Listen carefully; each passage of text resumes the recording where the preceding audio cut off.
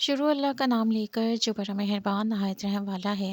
कोहे तूर की कसम और किताब की जो लिखी हुई है, कुशादा और आग में और आबाद घर की और ऊंची छत की और उबलते हुए दरिया की कि तुम्हारे परवरदिगार का अजाब वाक़या होकर रहेगा और इसको कोई नहीं रोक सकेगा। जिस दिन आसमान लरजने लगे कपकपा कर और पहाड़ उड़ने लगे ऊन होकर, उस दिन जुटलाने वालों के लिए खराबी है जो हौज़े बातिल में पड़े हुए हैं।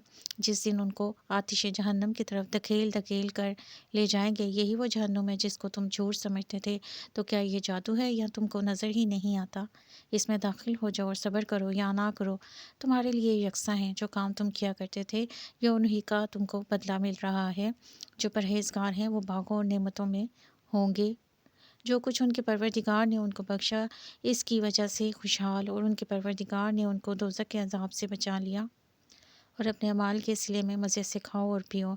तख्तों पर जो बराबर बराबर बिछे हुए हैं, तकिया लगाए हुए और बड़ी बड़ी आँखों वाली हूरों को हम उनका रफ़ीक कार बनाएंगे।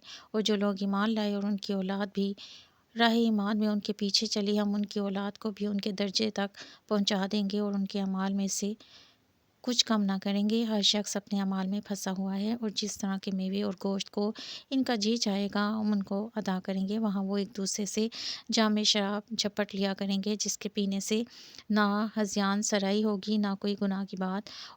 और नौजवान खिदमतकार ऐसे होंगे जैसे छुपाए हुए मोती उनके आसपास फिरेंगे, एक दूसरे की तरफ रुक करके आपस में गुफ्तगू करेंगे। कहेंगे कि इससे पहले हम अपने घर में खुदा से डरते रहते थे, तो खुदा ने हम पर एहसान फरमाया और हमें लू के अजाब से बचा लिया। इससे पहले हम इससे दुआएं किया करते थे, बेशक वो एहसान करने वाला मेहरबान है। तो ए पैगम्बर, तुम नसीहत करते रहो, तुम अपने परवरदिगार के फजल से ना तो काहन हो और ना दीवाने।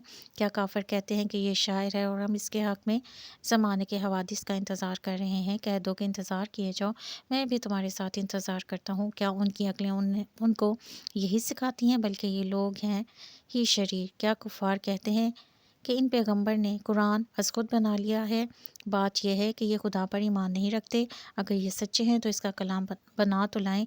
क्या ये किसी के पैदा किए बगैर ही पैदा हो गए हैं, या ये खुद अपने तहीं पैदा करने वाले हैं, या उन्होंने आसमानों और ज़मीन को पैदा किया है? नहीं, बल्कि ये यकीन ही नहीं रखते। क्या उनके पास तुम्हारे परवरदिगार के ख़ज़ाने हैं, या ये कहें कि दारोगा हैं, या उनके पास कोई सीढ़ी है जिस पर चढ़कर आसमान से बातें सुनकर आते हैं?